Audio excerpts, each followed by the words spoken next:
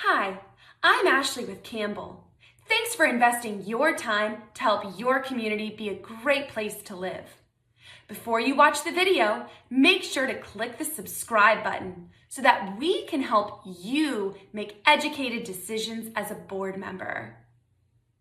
Good afternoon, everyone. My name is Evan Bradley. I'm one of the partners here at Campbell Property Management. Thank you for joining us. For those of you who may not be as familiar with Campbell Property Management, we are a full-service property management company here in South Florida, servicing Miami-Dade, Broward, Palm Beach, Martin, and St. Lucie counties.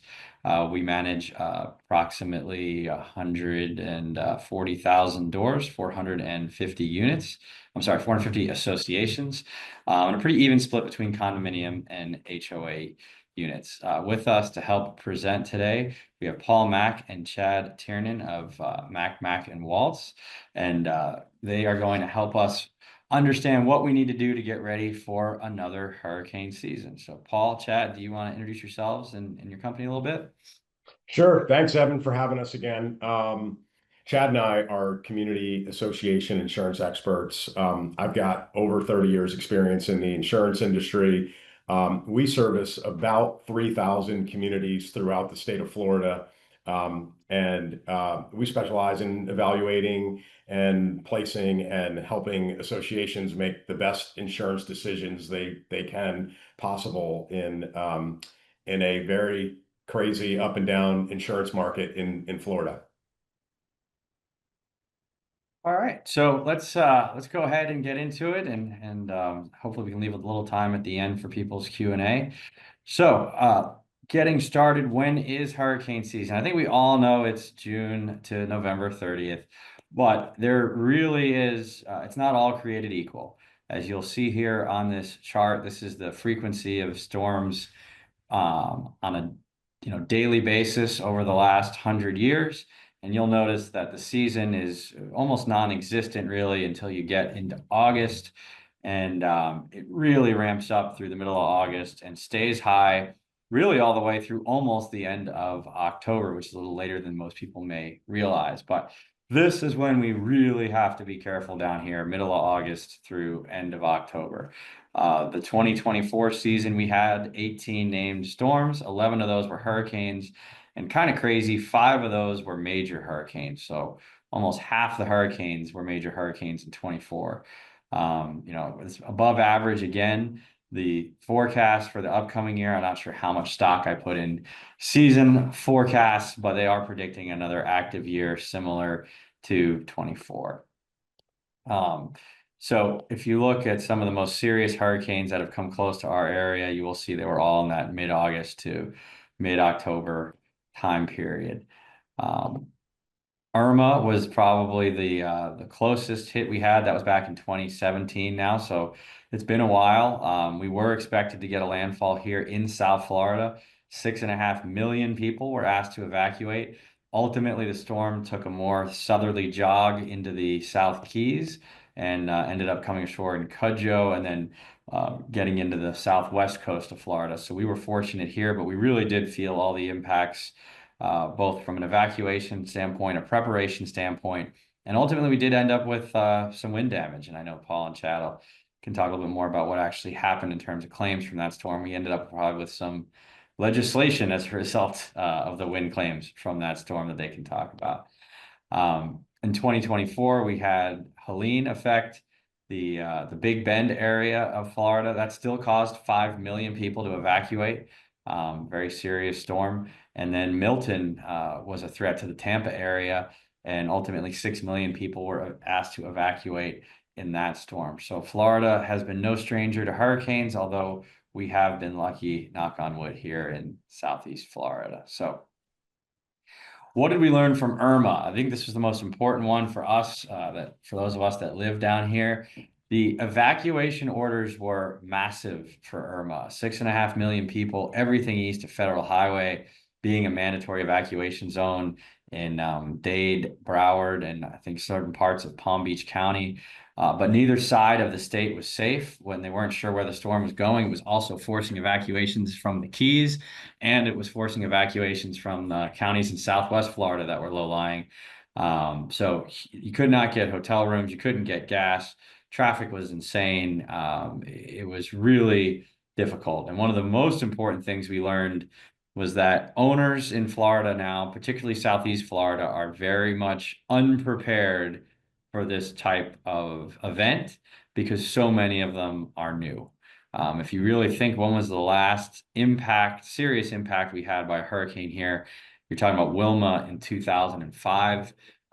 Think of how many new neighborhoods have been built, how many new towers, and how many new residents Florida has since then. So, and even since 2017, when we had some impacts from Irma. So, we learned early communication is key, which we'll talk about. And again, just so many people had not been through a hurricane before. So I'll talk a little bit about this, and then Chad and Paul get into the insurance side.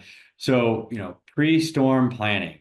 Number one, it's critical. Do you have a hurricane plan?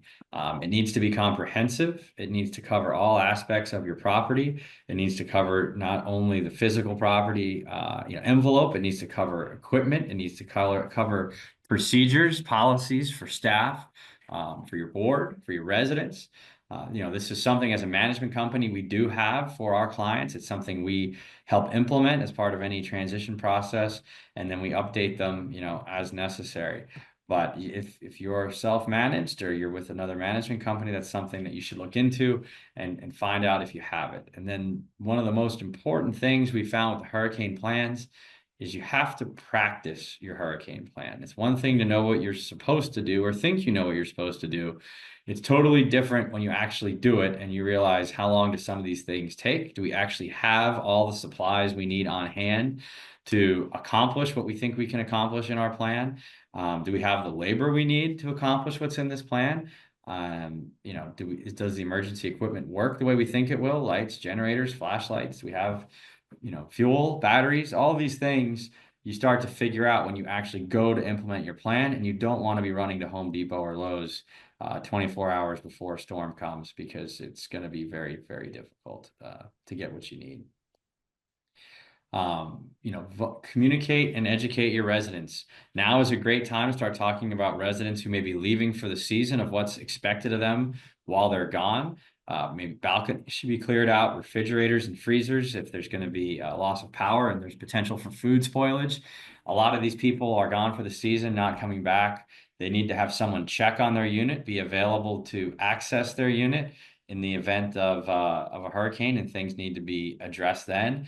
Make sure people have plans in place now for what they will do in the event that there's potential for an evacuation order or an extended power outage.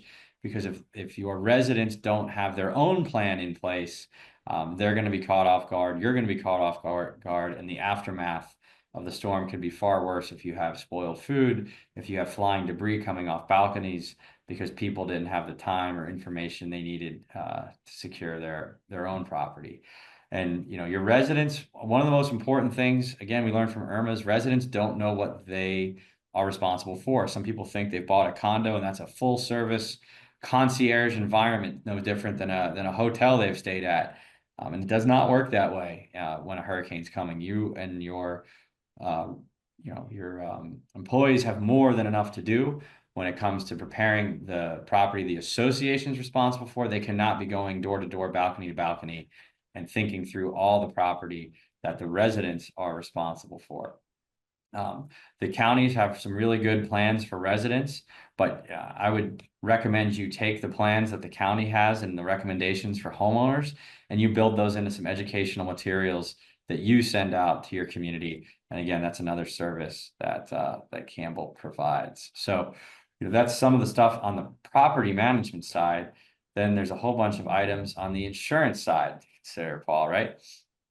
Yes, for sure, Evan. So, remember what the principle of insurance really is. It's to indemnify you and put you back to where you were before the loss occurred. So documentation of the building's condition is very important, because that's what the insurance company is gonna do. That's their job.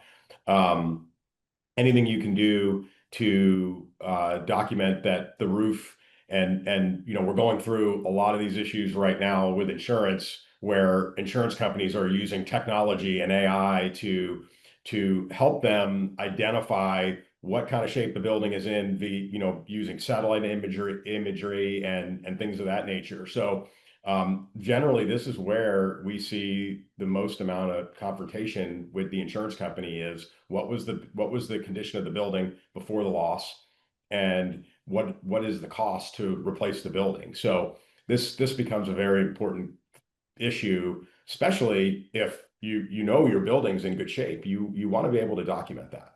So using video, taking photographs, saving receipts of repairs and improvements that have been made are all going to go a long way when you're dealing with the insurance company after the loss. Number two on here is take action to protect the property. So you, as the policyholder, as the association, you have a duty in your insurance policy to protect that property from further loss. So we often get calls where, hey, should we incur this expense or incur that expense? But you incur those expenses, do whatever you have to do to protect that property, whether it be, tarping the building, getting water restoration companies in there to respond quickly so that you mitigate the claim and there isn't any further damage. Not gonna say that there isn't going to be potential issue of the cost, and is the insurance company going to cover all that? But again, when we have these disasters, insurance companies are also inundated, and it's going to be hard to get somebody to approve something quickly. You got to do that. It's important.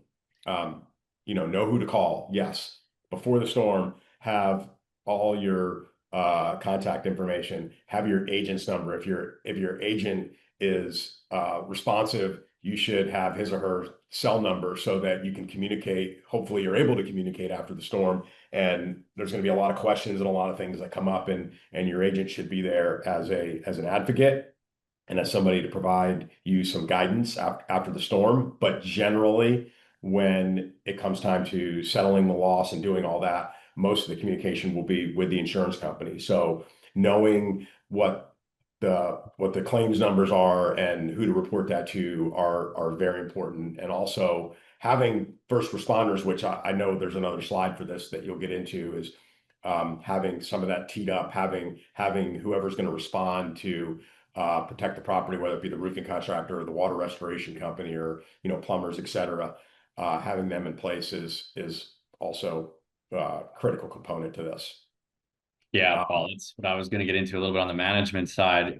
There's two aspects of hurricane prep contracts that you really want to consider. The first is, what contracts should we have in place that are going to help us prepare for the storm, and policies and procedures, and then what agreements should we have in place so that if a storm occurs, that we can get prompt attention in terms of cleanup, restoration, water removal, etc. So prior to the storm, as I said, practice your hurricane plan. If you're a property that has limited on-site labor, but you have some buildings you're responsible for, be those guardhouses, clubhouses, cabana rooms near your pools, someone's got to put up all those shutters. And if you have a large clubhouse or you're a large condominium, you're going to have a lot of windows, a lot of openings. Do you have the staff to do that? If you don't, or it takes you 5 days to enact your hurricane plan, you're probably not realistically going to have 5 days. By the time you decide it's time to shutter up or start removing furniture and all those things, you're going to have a lot less time than that. So you maybe need to contract for additional labor. Where is that going to come from in the event of a storm? You got to think through that. Your landscape debris cleanup. When we had Irma and we had a couple of those other storms, depending on where you lived, there was, in some cases, acres, literally acres of landscape debris from some of the larger homeowners associations out west. Who's going to pick that up for you? At what cost? Where are you going to keep it? FEMA didn't come for 6 months in some cases to remove some of this landscape debris. Do you have, where on your property could you potentially store an acre or two of landscape debris if you're a large homeowners association? You need to think through that. What are you going to do at your gatehouses if you have manned gates, if you have unmanned gates that rely on internet and power to get people in and out? What are your policies and procedures going to be? If you're a condominium and you have front desk security or access control, when are you going to expect those people to be back on site? When are they going to leave your site? What are you going to do while they're not there? Because there may still be people in residence. These are all things you really need to consider in advance. If you wait till it's too late, you're going to get gouged. And best case scenario, worst case scenario, people just aren't going to show up, and you're going to be in a really bad situation for much longer than your neighbors. And it's just not a good place to be. So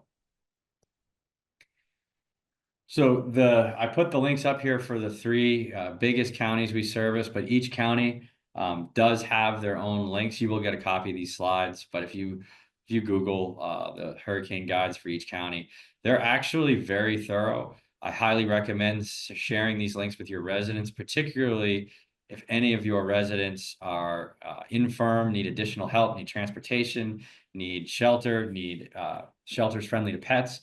All that stuff is in here. You don't want to or cannot become the expert in helping every resident decide what to do, but certainly sharing these resources with them will make it very effective.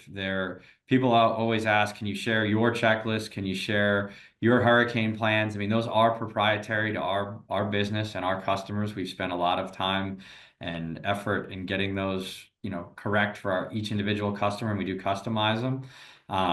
But there are some generic checklists and things at these county resources that I think you'll find very helpful if you're looking for a place to get started. Any other thoughts on the storm guides, Paul or Chad?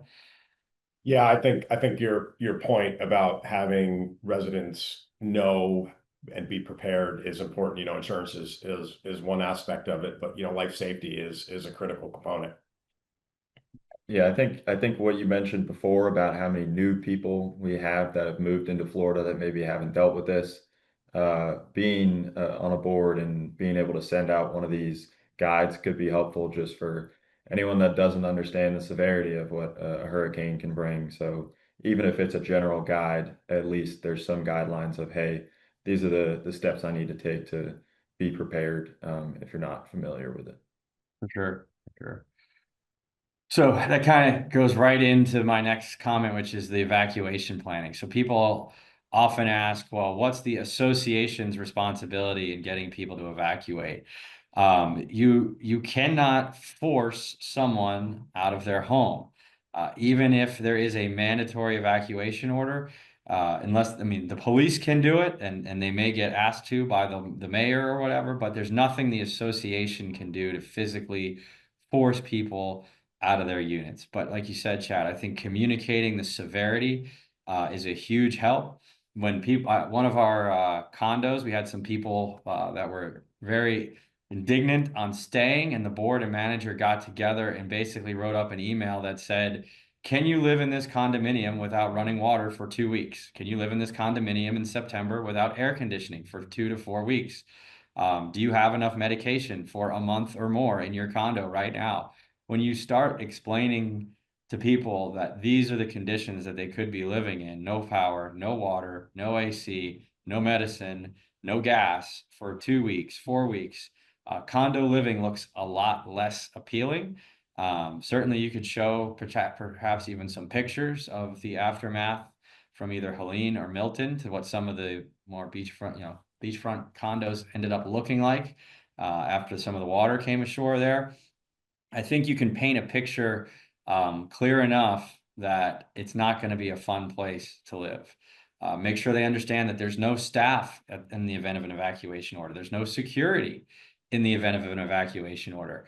It's something that is potentially a very dangerous situation from a life safety standpoint, particularly for our, over 55 residents. It really gets dangerous. And people need to understand, if they've never seen it before, just what it can look like. Any other thoughts there, guys? Yeah, I mean, those of us that have been here a long time, we've had so many situations where we've had these near hits, and you prepare and you get ready, and then nothing happens. And I think unfortunately the mindset becomes, oh, I'm going to do all this for nothing. And it really is a dangerous way to think, because if it hits you when you least expect it and you're not prepared, you're going to be in a really bad situation. And I think everything that you said kind of echoes that. But I think that, especially those that have lived here a long time, you just feel like it's an exercise for nothing, but it really isn't. Right, right. So here's a picture. It's an old kind of grainy picture because it's all the way back from '05. But this is a high-rise building in North Dade County that was hit by Wilma. As you can see, that building did not have hurricane glass. The wind, Wilma was a Category 3 storm when it came ashore, but there were really only Category 2 winds by the time it reached Palm Beach, Broward, and Dade counties. So this is what one building looked like after sitting in Category 2 winds for a few hours. 3.2 million people down here in Southeast Florida were without power. Took over 2 weeks in some places. As you see, 55,000 homes and 3,600 workplaces, and that's just Palm Beach County, because I was able to easily find those statistics.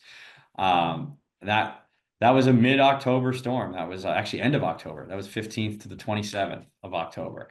So late season storm. This is one building down in Dade County and what it looked like. So if you show people pictures like this, they might actually be inclined to leave.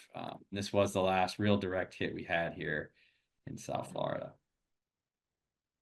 So after a storm, and we've had this incident, it's pretty bad. What is the insurance company looking for you to do now that the sun's come back out and the rain has stopped? Yeah, so I think the first thing really goes back to what you were talking about having some of these agreements in place to be able to do immediate repairs, whether it's just a small repair or some concrete restoration, at least being set up for any water damage or anything like that. But any immediate repairs that you can do to the building to ensure that there's no additional damage, and I guess the first thing we should say is you should make sure it's safe to be able to do that. That's the main point. Is obviously you don't want to be trying to do this when it's still unsafe outside. So first thing, make sure it's safe to do that. But you want to get these emergency repairs done. And then when you're doing that, and after or before you do that, you want to document the damages to the building. So we talked about documenting if your building's in good shape before hurricane season, you have that evidence of, hey, this is what the building is looking like now. We're in good shape. The roof is fine. Now, if you've gotten hit by a hurricane and you sustain damage, you want to document this is the exact damage that occurred, so that you have that proof, and you can really make sure that the carrier is doing their job and getting you the accurate claim payout. So any sort of photos, videos, or description would be helpful. One thing that is important to note, I guess, is if you have some damage to your community and the property, and there may be a tree or something blocking the road, community members are going to want to help out and see if they can move that or just do anything they can to help. But one thing to be wary about is the injuries that might come out of that. So you don't want somebody trying to help remove a tree and then they slip and fall, and now you've got an exposure to an insurance claim there. So I think being real careful about, hey, is it safe to do this right now and try and clean up around the property? You want to be wary of that.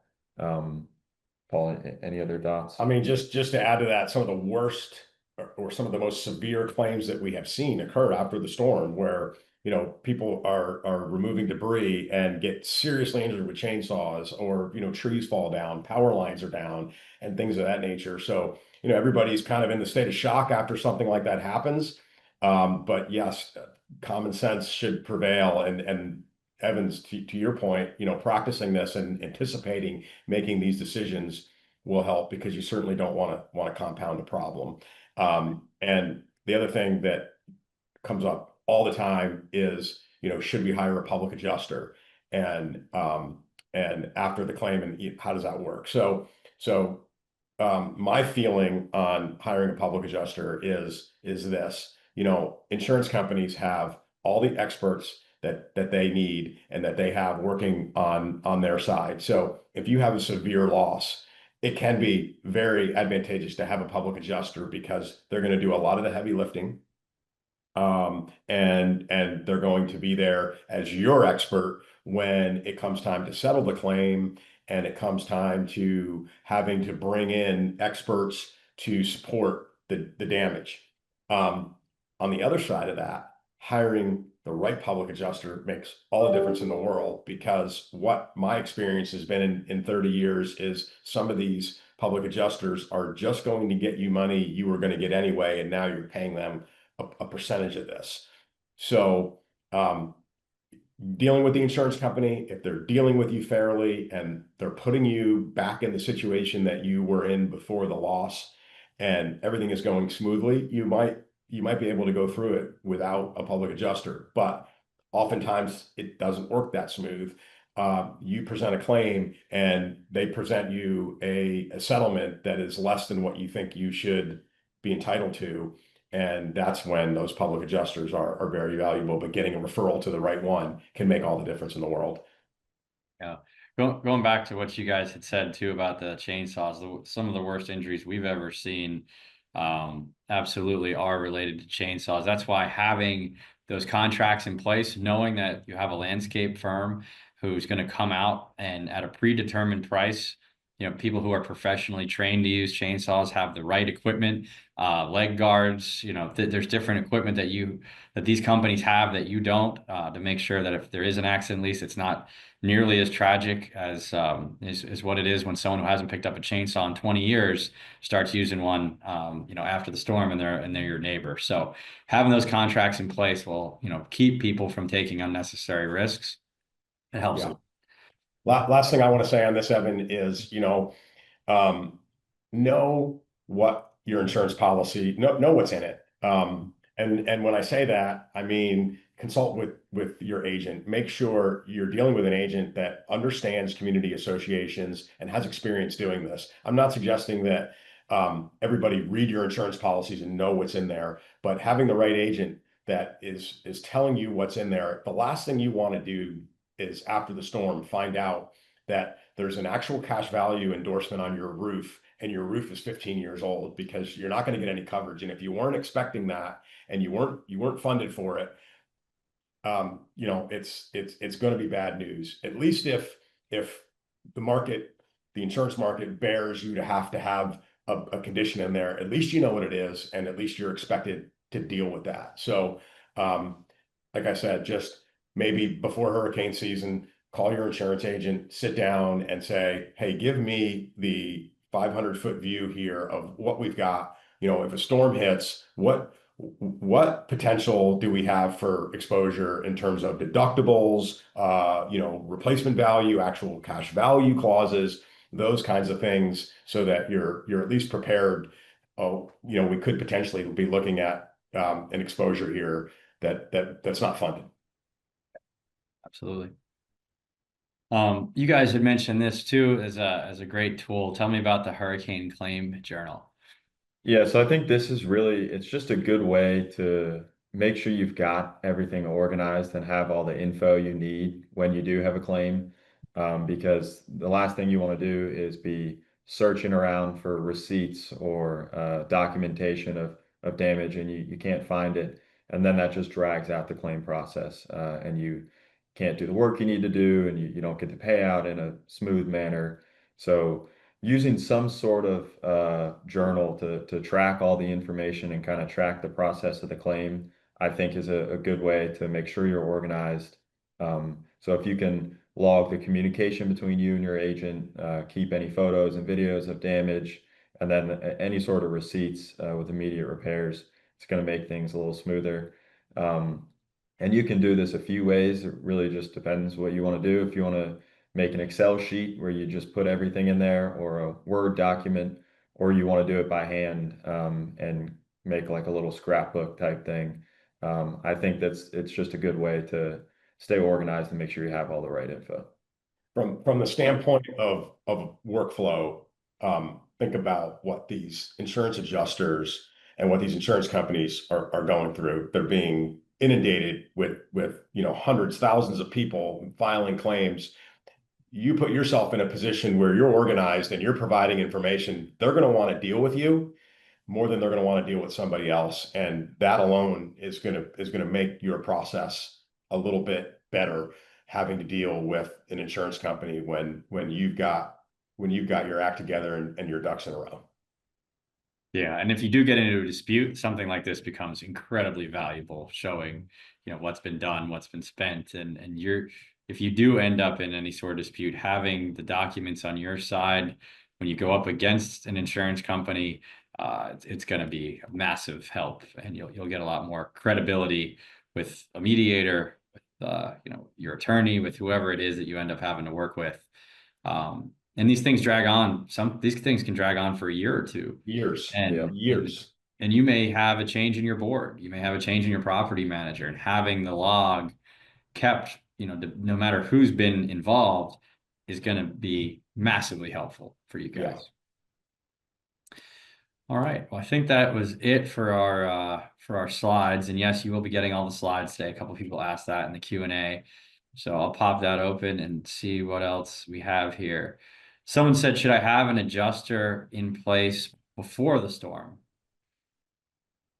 So you can do that. You certainly should have somebody there. You don't necessarily have to engage that person right away, but I would recommend having interviewed public adjusters, because once the storm hits, to try and find one, especially the good ones, they're going to be out there, and they're going to be taken. So yes. Yep. Someone asked if I would share our hurricane plan. That unfortunately that is proprietary. That does not come with today's free education, but we certainly have it available to any Campbell customers that are on the call. So another question: should we safeguard our policies both digitally and in paper form? Is that a good idea? I mean, I think obviously, right, Paul, and keeping copies of your policies easily available and accessible is going to always be a good idea. Redundancy is important. I think having those contact information is more important. The adjuster isn't going to want to go out and read the policy on site. They're going to have that back at probably in some other state where a desk adjuster is dealing with that. So, but for purposes of you, the insured, having it, yes, you want to have a redundancy there. So if you need to refer to it, you can. Yep. Someone asked, is the law that was passed that prohibits insurance assignment to the contractor affecting pre-storm recovery agreements? I guess, is it harder now to get access to those agreements, or are they still out there? I think that question refers to assignment of benefits. It does, yeah. Yeah, but no, it wouldn't affect your ability to go out and get a reputable water restoration company and a reputable roofing company to pre-respond to a disaster. Okay. Someone just as a comment mentioned their HOA was out without power for 4 weeks after Wilma. So 2 weeks would have been a godsend to those people. 4 weeks is an incredibly long time. And they had no garbage pickup for a month. So one more thing you can remind your residents, if they think they might want to stay, is do they want to live without those services for that period of time? Yeah. One thing, Evan, that we didn't cover that's really important is, even if you don't think there's damage after a storm, get a claim filed. The new legislation now limits the sunset on getting things reported, because all the lawsuits and everything that developed were people that felt like potentially that they could get a free roof, and somebody solicited them and convinced them to turn in a claim. And a lot of that's gone away. You don't have as much time after the storm. So my recommendation to you would be, report it. Even if you don't think there's damage, get it reported, get on file, and then have somebody come out there, do these inspections, and see what condition the building is in. Yep. Someone asked, in the case of a hurricane damaged condo and the owner cannot live in it, it's uninhabitable. Is the association required to provide lodging? And the answer to that's going to be no. The owners are individually responsible for their lodging. The condo does not have an obligation to pay for their hotel stays or anything like There's no that. coverage for that under their policy either. Right. The unit owners could have coverage under an HO6 policy, loss of use, and even under a HO3 policy if it's an HOA, where if the unit's uninhabitable, the insurance company will pay a portion or the expense of lodging. Someone mentioned we have Progressive. We paid, our roof is over 15 years. You mentioned there may be a 15-year cutoff. Can you explain? I think someone's asking, are the insurance companies forcing re-roofing at the 15-year mark? Well, what I had mentioned before is there's in many insurance policies, particularly the non-admitted or non-standard marketplace, you have clauses in your policy now that says if your roof covering is older than 15 years, when it comes time to settle a claim, they're going to give you actual cash value, not replacement cost.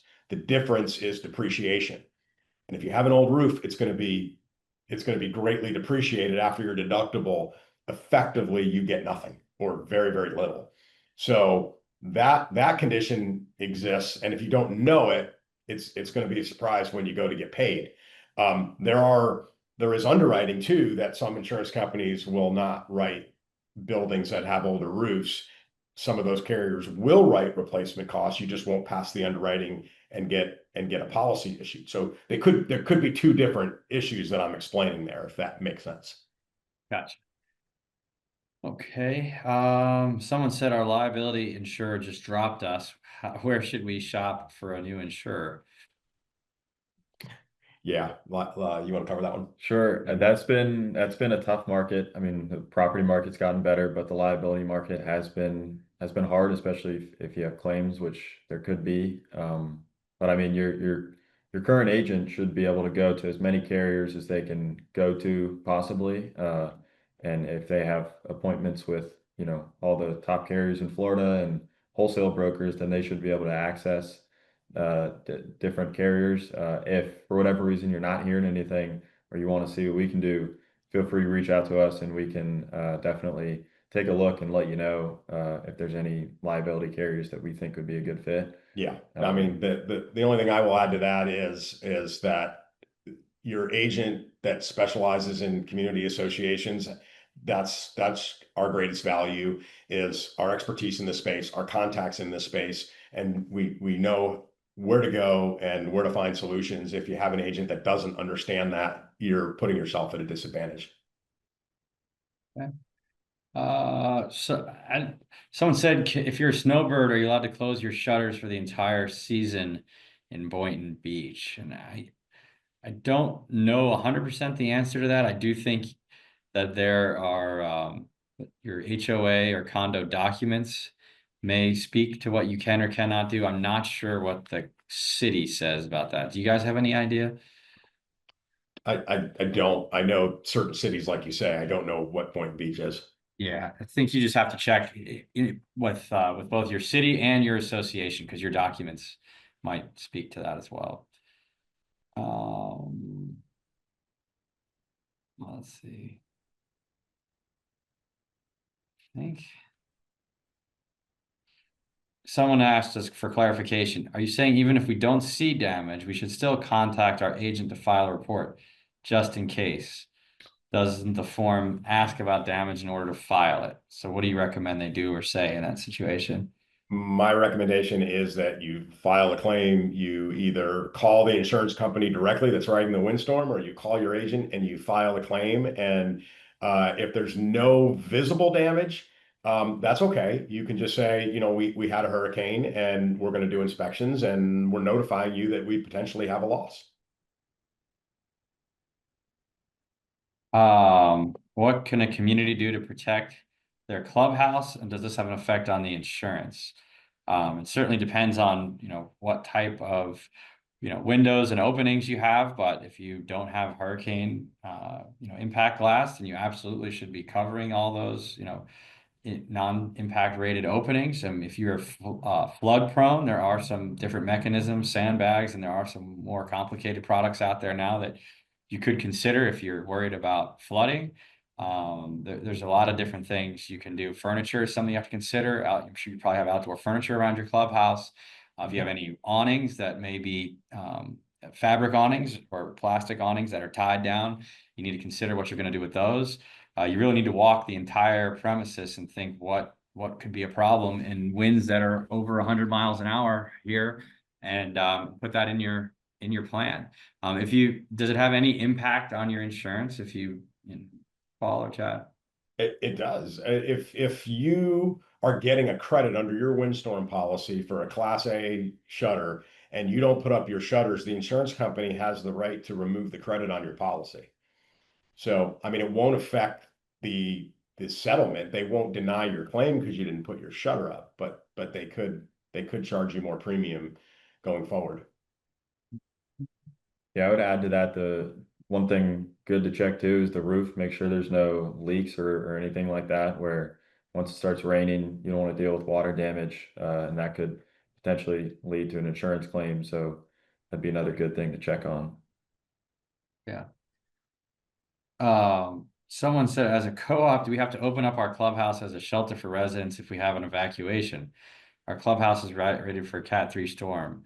Not sure what our doors and windows are rated. I mean, if you're in an evacuation zone, that means evacuating the entire building. Yeah. I would assume the clubhouse is right there with the rest of the property. So I wouldn't recommend evacuating the building into the clubhouse. If that's all in an evacuation zone, you should all be out of there. All the issues I talked about, no power, no water, no garbage pickup, those are all going to apply to your clubhouse, no different than they apply to the rest of your building.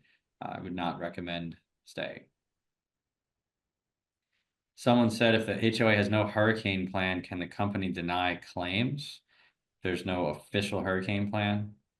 No, they can't deny your claim for that. Gotcha. Are individual property owners required to carry insurance on their units? I think that's a big difference between a condo and an HOA situation, but can you get into that a little bit?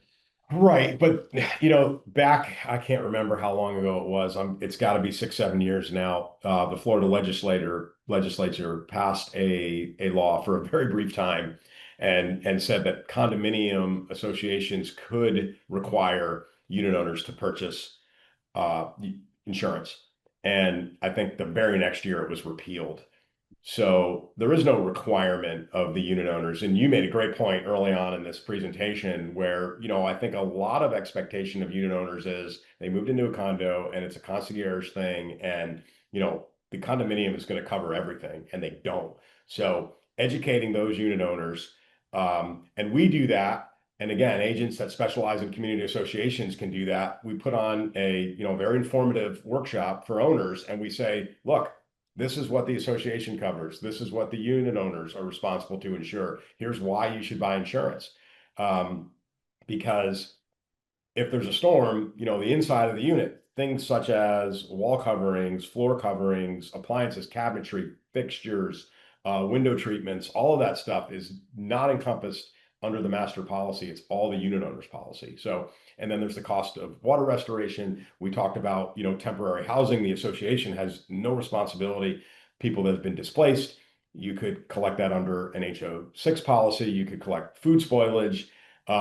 It's something every unit owner should have. Many of them don't buy it because they just don't even know they need it. Yep. Very true. All right. I think that got us more or less to the end of FEMA. Someone asked, when does FEMA step in a hurricane recovery situation? Do you guys have an answer on that? I don't. It's been 20 years since FEMA got involved down here, really. Yeah, I just went through it up in North Carolina, and it took them a while to get there. I mean, they're there. You contact them. Potentially, they're there for temporary funds or things such as generators and things like that. But and you mentioned it early on. It's a while before they get there for debris removal, and that's what we've seen them do when Irma hit. They came through and helped us with debris removal. Gave some people that qualified funds for generators when we were out of power and such like that. But flood insurance is sponsored by FEMA. It is funded by FEMA, I should say. And there's the obligation to buy flood insurance, but your property, your windstorm policy does not cover rising water. That you do buy through a division of FEMA, but you got to make sure you have an insurance policy for that. Sure. And that goes for condos and individual homeowners. Correct. Condos can also get flood insurance through the program. Correct. All right. I think that takes us to the end today. So thank you, everybody who joined us. Thank you, Paul and Chad, for helping us out. Those of you who would like to attend future webinars, please go to campbellevents.org. That's campbellevents.org. That's where you'll find all of our future classes, and you'll find some recordings of previous classes. Any other parting words, Paul and Chad? Really appreciate you having us on here, and I hope that the information that we presented today is useful to everybody that's listening. Yeah, thank you for having us. Really do appreciate it. And if you have any insurance specific questions relating to hurricanes, feel free to reach out and we can help get those answered. Great. Thank you, everybody, and have a safe hurricane season. Take care. Thanks for watching. For more great educational content, click the subscribe button now.